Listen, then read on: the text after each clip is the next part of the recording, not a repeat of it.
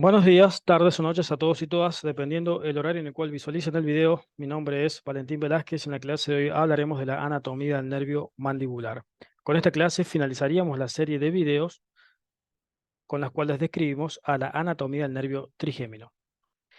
El nervio mandibular, antiguamente llamado nervio maxilar inferior o simplemente V3, es un nervio sensitivo motor, es decir, es mixto. Se encarga de la inervación sensitiva de la región inferior de la cara, de los dos tercios anteriores de la lengua y a su vez también de la mucosa, de parte de la mucosa oral.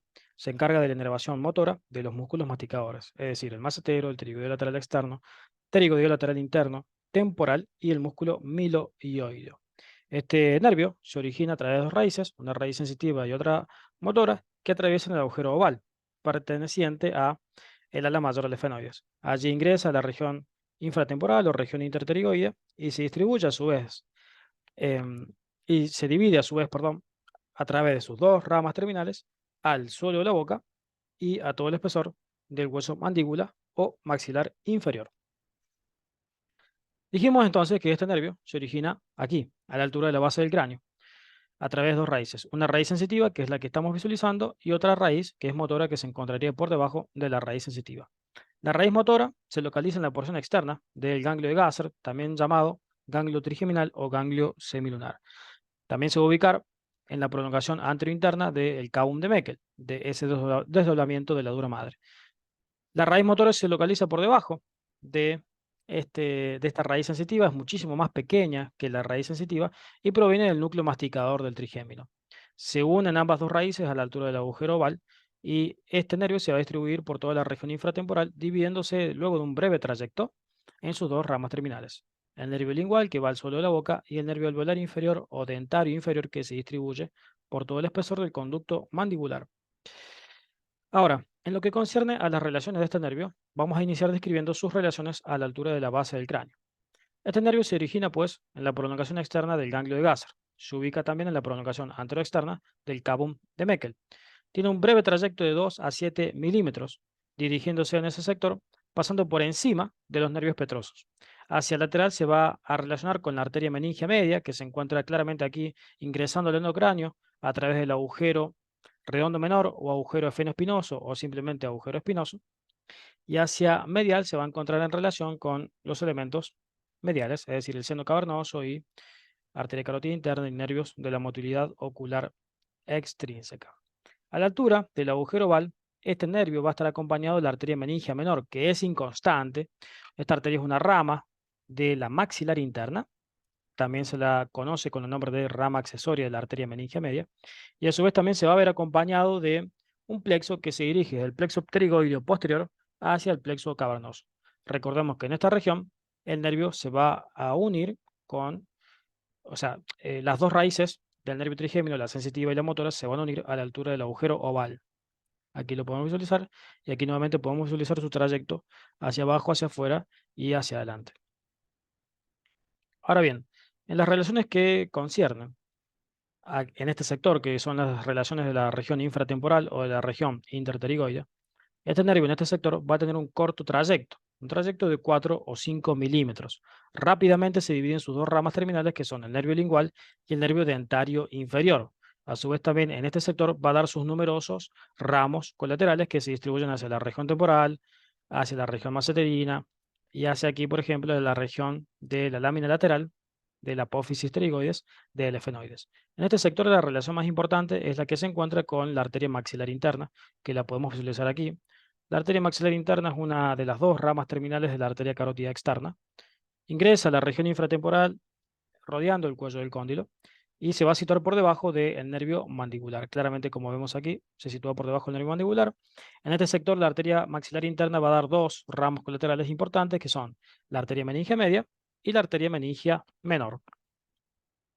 Ahora bien, pasamos a hablar de las ramas del nervio mandibular o de su modo de distribución. Encontramos estas ramas colaterales y solamente dos ramas terminales. En lo concerniente a las ramas colaterales, este ramo, el ramo meningio recurrente, es el homólogo, es el nervio similar, el ramo similar del nervio maxilar, el ramo meningio del nervio maxilar. Después tendremos el nervio temporal profundo medio, que se distribuye hacia la región de la fosa temporal por debajo del músculo temporal. el nervio temporomaceterino, el nervio temporobucal, el pterigoideo interno y por último el nervio auriculotemporal. Como ramos terminales, como ya sabemos, tenemos al nervio alveolario inferior, actualmente denominado nervio dentario inferior, y al nervio lingual, antiguamente conocido como nervio hipogloso menor. Bien, con respecto al ramo meningio recurrente, este se va a originar del nervio mandibular inmediatamente que éste ha pasado a la región de la fosa infratemporal o a la región interpterigoide. Desde allí va a recurrir, valga la redundancia, a través del agujero espinoso y se va a distribuir a la altura de las capas meningias de la pared lateral de la bóveda del cráneo, acompañando en ese trayecto a la arteria meningia media. Luego nos encontramos con el nervio temporal profundo medio. Este nervio se origina luego de que el nervio ha penetrado a través del foramen oval desde el compartimento medio del cráneo hacia la fosa infratemporal. Desde allí se dirige horizontalmente hacia afuera, pasando por debajo del ala mayor del efenoides y de la cresta esfenotemporal y por encima del músculo pterigoideo lateral externo. Luego de que ha pasado la cresta esfenotemporal, se va a dirigir casi en ángulo recto hacia arriba, atravesando la cara profunda del músculo temporal y situándose entre el músculo temporal y esta región ósea que se corresponde con la escama del hueso temporal. En ese sector es que el nervio se divide en sus dos ramas terminales, las cuales son una rama anterior que se distribuye hacia la porción anterior del músculo temporal y una rama posterior que se va a anastomosar con dos nervios. Hacia anterior se anastomosa con el nervio temporobucal y hacia posterior se anastomosa con el nervio temporomasseterino. Aquí nuevamente vemos el paso que hace el nervio temporal profundo medio. Luego nos encontramos con el nervio temporomasseterino. El nervio temporomasseterino se origina a la misma altura que el precedente y desde allí se dirige hacia abajo y ligeramente hacia atrás. Este nervio va a dar rápidamente dos ramas colaterales. La temporal profunda posterior, que es esta que visualizamos aquí, es una rama sensitiva que se dirige hacia arriba para distribuirse en la cara profunda del músculo temporal. Y la rama masseterina, que es esta que encontramos aquí, el nervio masseterino, que viene del nervio temporomasseterino, que va a pasar por la escotadura sigmoidea del hueso mandíbula o maxilar inferior, también llamada escotadura mandibular, y se va a perder en la cara profunda del músculo massetero para inervarle motoramente. Aquí vemos el paso que hace este nervio, relacionándose hacia medial con la aponeurosis interpterigoide y pasando pues hacia la región masseterina para perderse a través de filetes divergentes en los dos fascículos del músculo massetero. Luego tenemos al nervio temporobucal.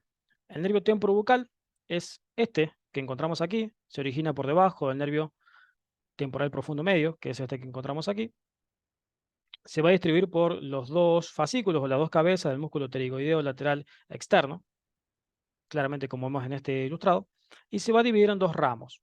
Un ramo que es el nervio bucal, que se dirige hacia anterior, y otro ramo que es el temporal profundo anterior, que en esta ilustración lo podríamos visualizar claramente. Este es el ramo temporal profundo anterior. Todo esto que encontramos aquí será pues el nervio bucal, rama del nervio temporobucal, también llamado temporobucinador. Este nervio temporal profundo anterior va a enviar una rama anastomótica para anastomosarse con el temporal profundo medio. Y el nervio bucal se distribuye por toda la pared lateral de la mejilla y se va a dividir en dos ramas terminales. Una que es cutánea, que se pierde a través de los tegumentos de la cara lateral o pared lateral de la mejilla. Se relaciona con la bolsa adiposa de Billat, es decir, se pierde en la bolsa adiposa de Billat. Y ramos internos que son mucosos, que se distribuyen por toda la mucosa oral o la mucosa bucal. Todo esto es el paso del nervio temporobucal, también denominado nervio temporomasseterino. Pasa por encima de esta arteria que es la maxilar interna. Luego nos encontramos con el nervio pterigoideo interno. Este que encontramos aquí, este pequeño que encontramos aquí es el nervio pterigoideo interno. Se origina del sector más distal, ya casi de la terminación del nervio mandibular, y se va a dirigir hacia arriba y hacia adentro para llegar al músculo pterigoideo interno. Aquí se va a relacionar con la aponeurosis interpterigoide, con la aponeurosis pterigoidea interna o fase pterigoidea interna. Y a su vez también va a dar algunos ramos, por ejemplo, para el músculo del martillo, que se corresponde con el huesecillo del oído medio. Luego tendríamos al nervio aurículo-temporal, que es este que encontramos aquí. El nervio aurículo-temporal se origina a través de dos raíces de aspecto plexiforme que van a describir una ligera asa. En esa asa que describen las dos raíces del nervio auriculotemporal ingresa la arteria maxilar interna. Esto constituye una relación anátomo-quirúrgica muy importante y de relevancia. Luego, este nervio se dirige casi en ángulo recto por delante del conducto auditivo externo hacia la región temporal y va a dejar numerosos ramos colaterales. Va a dejar ramos para el trago y para el hélix, va a dejar ramos temporales superficiales, va a dejar ramos a su vez articulares que se van a distribuir para a la articulación temporomandibular, deja aquí ramos para el conducto auditivo externo y para la porción externa de la membrana timpánica, y por último deja ramos que se distribuyen hacia la cápsula de la glándula parótida. Bien, y ahora comenzamos con el nervio alveolar inferior, que se corresponde ya con una rama terminal. Este nervio alveolar inferior va a seguir el tronco común del nervio mandibular, como claramente vemos aquí en este ilustrado. Va a pasar primero entre el músculo pterigoideo lateral interno y el pterigoideo lateral externo, y luego hacia abajo se sitúa entre el pterigoideo medial y la aponeurosis interpterigoidea. Se aplica a la pared interna de la rama ascendente de la mandíbula y va a ingresar aquí, claramente como visualizamos, en el conducto alveolario o conducto dentario. Ingresa y se distribuye en todo el espesor del hueso mandíbula. Antes de ingresar en el conducto alveolario o conducto dentario, va a dejar una pequeña rama que se denomina rama miloioidea o nervio miloioideo, que se va a distribuir por todo el canal miloioideo y se encarga de la inervación sensitiva inervación motora de este músculo. Este nervio se va a dividir en dos ramas terminales, que son estas que encontramos aquí. Una rama que se denomina incisiva, que se dirige hacia arriba y se va a distribuir a la altura de los incisivos para darle inervación sensitiva a los incisivos y al canino de ese lado. Y otra rama que es la mentoniana. Esta rama mentoniana va a pasar por el foramen mentoniano o agujero mentoniano y se distribuye a todos los tegumentos de esta región. Inerva sensitivamente al labio inferior, a la mucosa labial inferior de este sector y a toda la piel de esta región, ¿no? Lo que sería la barbilla. Por último, tenemos al nervio lingual. El nervio lingual, en principio, se encuentra bien próximo al nervio alveolario inferior, pero luego se van a separar una vez que han llegado aproximadamente a la altura de la mandíbula, ¿no? Lo que se correspondería con la apófisis coronoides, se separan en ángulo abierto y este nervio se va a dirigir directamente hacia el suelo de la boca. Este nervio, en principio, en este sector, se va a situar entre los dos músculos pterigoideos, el pterigoideo lateral interno y el pterigoideo lateral externo, y luego se va a situar entre el pterigoideo medial y la cara interna de la rama ascendente de la mandíbula. Luego se va a distribuir hacia el suelo de la boca, pasando por encima del músculo miloioideo, el músculo hiogloso y el músculo geniogloso. Pasa por ese intersticio que separa al músculo hiogloso del geniogloso. Se va a encontrar atravesado superficialmente por el conducto de Wharton o conducto submandibular, que se corresponde con la glándula submandibular. Esta también es una relación importante. Este nervio lingual entonces se pierde aquí en la región del suelo de la boca y va a recibir una anastomosis importante que va a ser la del cuerda del tímpano, que es esta que encontramos aquí. El nervio cuerda del tímpano es una rama del nervio facial y va a llegar hacia el nervio lingual. El nervio lingual va a dar varias ramas colaterales, va a dar una rama sublingual para la inervación de la glándula sublingual y va a dar pequeños ramos sensitivos, ramos periósticos para todas las estructuras de esta región. Muy bien, pues eso ha sido todo entonces con respecto a la clase del día de hoy. Espero que les haya gustado y nos veremos en siguientes videos. Saludos.